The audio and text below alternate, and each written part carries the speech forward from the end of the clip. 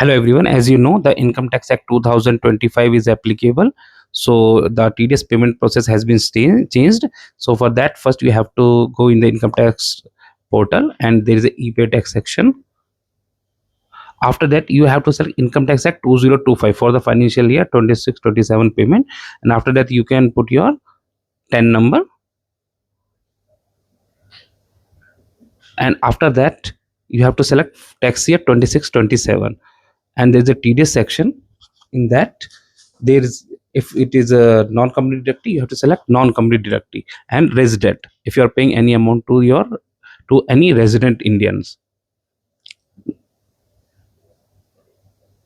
After that, there's a box. There is so many options are there, so we are going one by one. For salary payment, you have to select code 1002. Previously it was 192B. For commission, 1006. Previously it was 194H. And 1009 for rent if you are paying any rent for your property.